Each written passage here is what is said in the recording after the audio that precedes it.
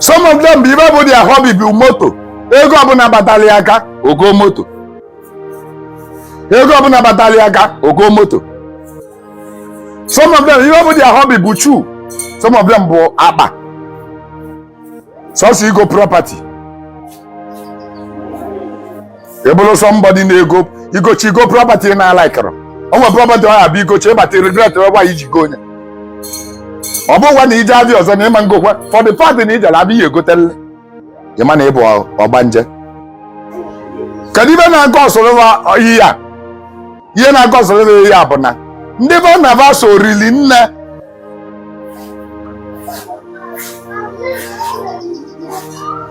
Ndị otu be rili nne. Troops na so be rika. All troops na meba wa je select akwa.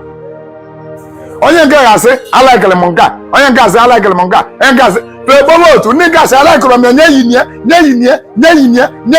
ọ na-eko gị n'isi iyi na nka yiri nka iyi na nka ikpulu okpu ikpupu ikpute nka ikpupu iyite akpụkwụ ịtụpụ iyite nka ọ ga-anọgide ọma njezi ebe ahụ ọ ga-eje maka gịnị a na-edibeti nke oge eyi na nke ọma na-eyi farmer stand ofu ebe onye amelie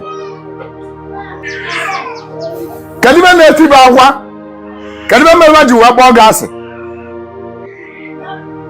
a ga-anọgata ndị otu be agbabi ya si na onye anụnwa baga na-agụ ya ọ ga na-ewe the feeling na onye anụnwa na-emegbu emegbu ịgwago onye a ji wee sebe achọta ọpụ last month o chọta ọpụ esi ya last month na ọ na-ekwu okwu jokingly si achọta ọpụ your mat o wee iwe mgbe a mana mgbe na ọ nọzi ndị otu ebido chetabali ibe a na-ịgbalị ya chọta ọpụ na esi ya last month o wee maka blọk oge gịnị abachakwara I love you in the night ọ pụta in the morning odi na azi ani cheta na esi achọta ọpụ last month ndị otu echetali ọ blọk oge ibe imeli last year ọ dị echefu oge ji maka ya blọk gị oge ji maka ya chọwa ọnụ ọ ga-akọ gị ayịra nke ọgbanje gịnị ya ga-adị n'udo kịta ọ na-achọ every miss o eji wee kọwa gị ọnụ oge ji wee kpọba gị iyi ọ ya achọ ibe ọ ga-akọ gị ọ ga-achọ ka o mee gị ka o wute gị gịnị adịkwa na mma nwe ya na-esele unu ọ na-achọ that opportunity any slightest opportunity ị na-asị ọgịnịzi ọ sị gị tekpalacha gị anya nne gị ji mee nka nke ji mee nka ọkọbana gị mana deten dị ebe a bụ na ozugbo ọ kọchala gị o meghị ihe ndị otu gwara ya mee ozugbo ka ọ chọrọla iru gị ọ bịa na makụọ gị ọ bịa na yọwa gị ọ yọọ gị this minute the next minute nke na ya esewekwana that is how they behave.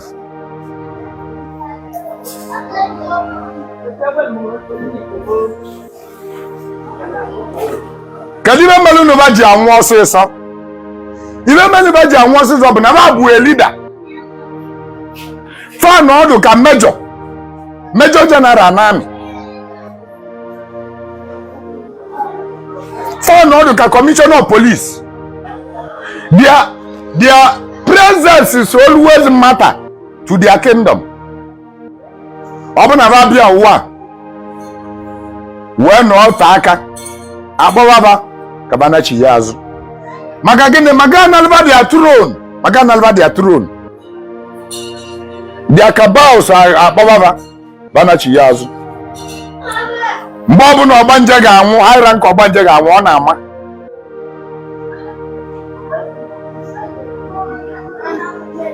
ọgbanje kwado ịnwụ ọkwado ọnwụ ya haịra nke ọgbanje na-akwado ọnwụ ya kwado ịbụrụ haịra nke ọgbanje mgbe ọ bụ na ịnọkatalụ mmụọ gị nwe na-asị gị nwụhụ ịnọkata nwụhụ ana nkịta ije gbapụ aja ka ị yọọ ka ị nọkwuo ịnọdụ otu a ịnọgara ị na-ajụ onwe gị ịnwụhụ ana ịnọgara na-asị God forbid emetara ya ịnwụhụ ana ịnọkata kịta nwụhụ ana jee gbapụ aja ọ bụrụ ife God forbid ọ bụrụ ife I reject it jee gbapụ aja.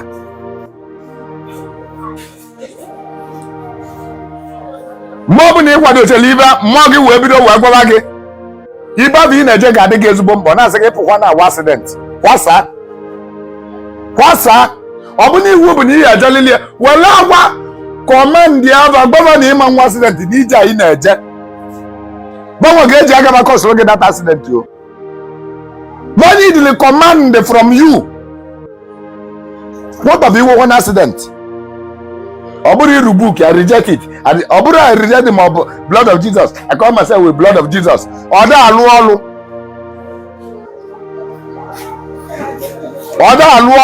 Chafa. Ife wanka chacha tulu egwu ba akwa. Command obu ni igwa saba we tiwa akwa. Fana nu osiso. Chova akwa.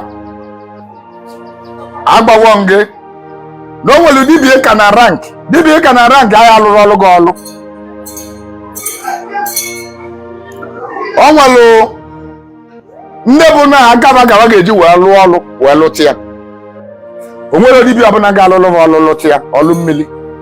Ọlụ mmili ka m na-ekwu. Onwere dibie ga-alụlụ ọlụ mmili lụtịa. Nọ nke ba lụọ ọlụ onweba dibeba ga-alụta. Ị mana ndị dibia niile abụ na alụlụ gị ya na ịkachaba na rank. Until n'ime iti onye ka gị na rank. Until n'ime iti onye ka gị na rank.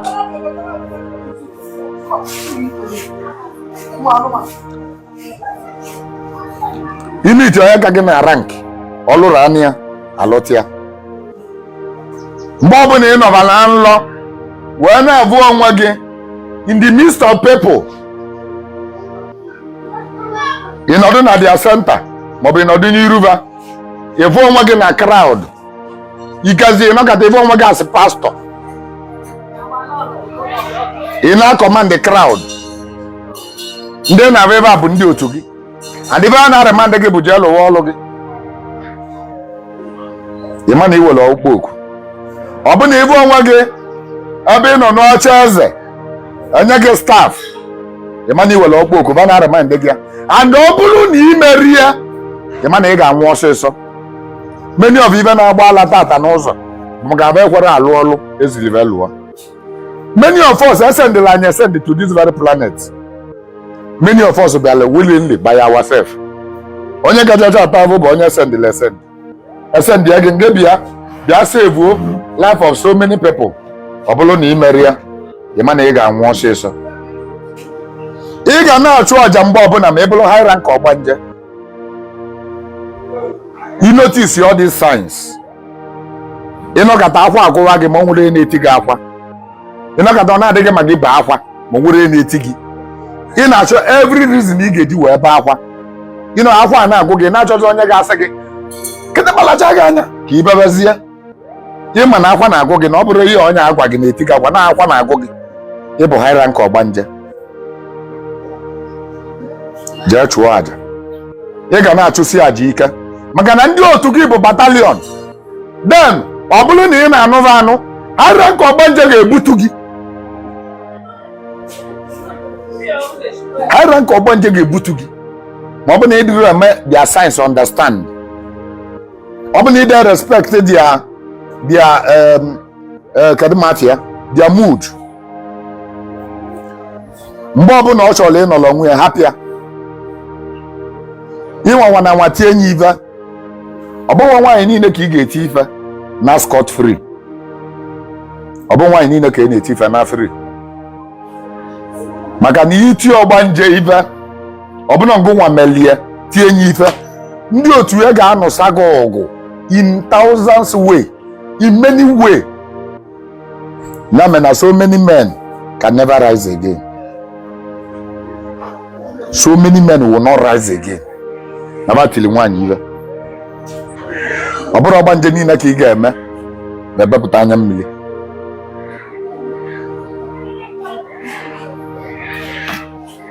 Anyị abaga n'ihe ndị nke ị ga-eme. O nwere so many things ọ ga-abịa ị na-eme ifilie na ọ dị common mana ọ dịrọ common. So many destiny has been tied from this very thing in na-ekwu ife ana.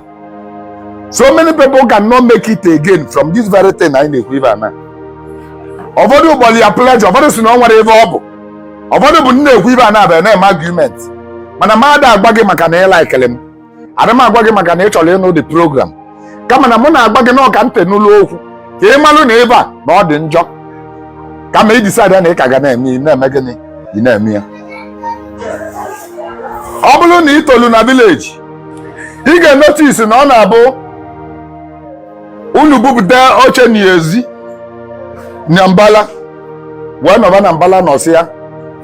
Ọ bụrụ na unu oche na-akpụ, your grandmother maọbụ your grandfather ga-ajụ gị oche niile a dị n'ilo ibubatakwala ya n'ụlọ. Asị ka eziokwu, oche niile a dị n'ilo ibubatakwala ya n'ụlọ. Eweliga your grandmother maọbụ your grandfather ejila aka ya pụọ n'ilo, o jee bulu oche niile a tọnụ onye upside down, ma ọ bulu oche fọm tụkwasịcha n'elu oche, tụkwasịcha n'elu tebụl, tọnụ tebụl upside down. Ama m notice ya ọ na-eme, maka na nkwu onye na ụfọdụ ga-asị m hapụ ihe ndị mgbe ochie. Ọ gbasara m, ana m agwa gị ga ịmalụ ikazi ọbụna your grandmother anwụọna ifilize na ibe ndị agadi nwaanyị ka ọ na-eme. Ọ bụ na ị nọba n'oche na mbala maọbụ na your passage iwe nọba n'oche wee nọcha, ịchọ ịnakpu n'abalị tọnụ oche bụ upside down, tọnụ onye bụ oche upside down, ma o welibe tụkwasị n'oche ahụ. Ma oche ahụ ka mmụọ da nọ na ya, na ọ bụ na mmụọ a nọ na nya bụ oche, iwe mechaa onye ọzọ na onye ọbụla nna ya ụchụ agbụ ya. Cheta ihe akụziela ụmụ gị, ọ bụrụ superstitious believe as you claim, kama na esi na ị ga na-eme ọ na-eset gị back. Ọzọ wee bụrụ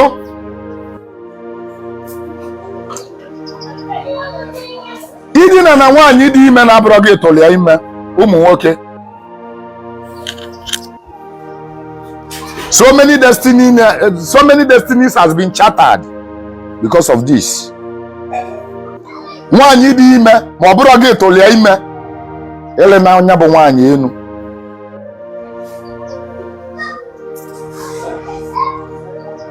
Ọ bụrụ gị tụrụ nwaanyị ahụ ime, idina ya nyenwekwa n'ibe mekọtalụ, ele ya nwaanyị ahụ enu, ọ ga-agbachi ụzọ gị, ọ ga-ablọkụ your road. Ama ka nwaanyị ahụ ama mma, ọ sị gị na di ya mere travel, di ya tọbala ime mee travel, o wee seduzuwe gị nwaanyị dị ime. Ọzọ anya bụrụ 1 month old, notice ịmalụgo na ọ dị ime, ma ọ bụrụ gị tụrụ ime. Ọ bụ na ịdị n'anya, many men will not go scot free until ị na-amụọ nwa bụ na iweta onwe gị.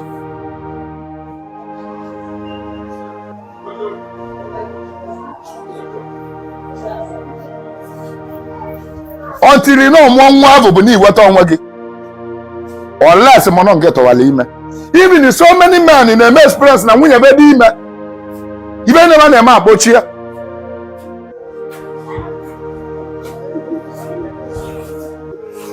So many men na-eme experience na nwunye be dị ime. Kedu ibe mere na o ji bụrụ nwunye gị dị ime, ibe yi na-eme akpọchie bụ na nwunye gị dị ime ọwa bụ na ọ dị gị na-arụ, na onwe ndị a na-asọlụ nsọ nke ahụ, a na-asọlụ gị nsọ ịdị na nwaanyị dị ime. Nwunye nke gị dị ime, ịdị na anya ọkpọchi ihe iyi na-eme. Ọ bụrụ mmadụ niile, nke abụrụ for everybody, kama na ọ nwere ndị ọ na-eme. Onwe ndị bụ na nwunye be dịra n'ime, ibe nebe na-eme akpọchi ya. Ọ bụ na ị chọrọ ịkwụsị ya, ịma niile otu ise na nwunye gị dị ime, ịkwụsị dị na ya, ịrapịọ ntị na ọmụọ nwa. Ịma na a na-asọlụ gị ya na o so na nsọ chi gị. O nwere nwoke ọ na-eme ebe a, nwunye gị dị ime, ibe ga-akpọchi ya until na ọmụọ nwa.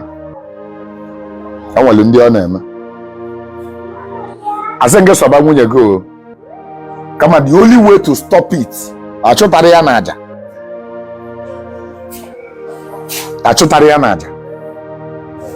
Ụfọdụ ụmụ nwaanyị, ọ bụrụ na aba adịrọ happy, na ba gba gị na ba nọrọ in the mood, nwaanyị gba gị na ọ nọrọ in the mood inye gị ebe ị na-anị ya ịrapụ nya bụ nwaanyị rapịa maka na ije ikpochi onwe gị ịfọsụ na ya fọs. Agwa gị na ebe ahụ bụ spiritual entrance. Onye ngị na ya nwaanyị exactly nwaanyị kwesịrị ịdị happy bifo na-eje na nya bụ ebe. Onye ọbụla na-abụrụ nwunye gị iwe jeche iji ụgwọ na ijelụ na idinala nwaanyị dinasị ya nwaanyị wee jide ya ụgwọ. Ị ma na ị na-esetụ onwe gị back. You are setting yourself back. Ka m gba gị ọsọ ya bụrụ na ọ bụ ọsọ ya bụ ụfọdụ paatị na ọ bụrụ nwunye gị dị ebe ahụ gị na ya dinacha chee ego nye ya chee ego nye ya nye ego. Ọzọzịkwa gị sị m na ị na-eje Gege University na ị bụ student of Gege.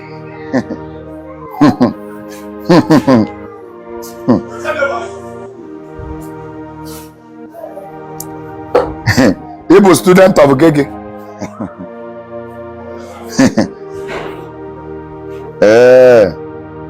Asị nwa gị na Gege na-akụzikwa ihe ọma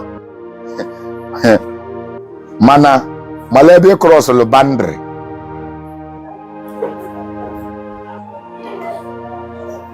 Idinasị ya nwaanyị nye ego o nwere ihe ọ na-ebupụ. Idinachi ya nwaanyị nye ego o nwere ihe ọ ga-ebupụrụ gị. Ndị na ya eme na argument ndị na ya kwubie ọnụ ọ bụgodo enyi gị nwaanyị bịala ịma na ọ ma nna gị ego nye na transport ịma na ọ kale transport nye ego chọọ ihe ị ga-enye ya chọọ ihe ị ga-enye ya. Ịchọzikwa ochofiri na ibe anyị ochofiri na ibe anyị ego na ị na-enye bụ nya bulu nke obu kọọsụ obu ka o bulu ọ bụ oge ọnụ ka o buchi ya anya azụ ego nu ga stand on your behalf. Ego eji ego a wee bie ikpe na mmụọ mgbe ọ bụ na o leli kọọsụ on you. Ụmụ nwaanyị kachacha ibe na-abụ mmadụ ọnụ.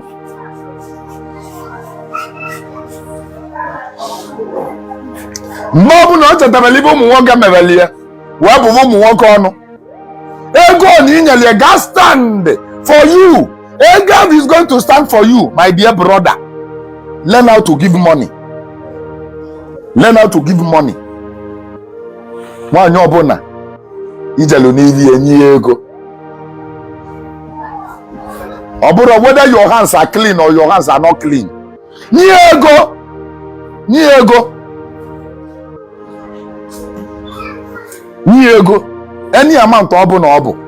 Nye ego. Ọ sịgoro gị na ọ chọrọ. Force onye ka o jide ego. Nya jide ego.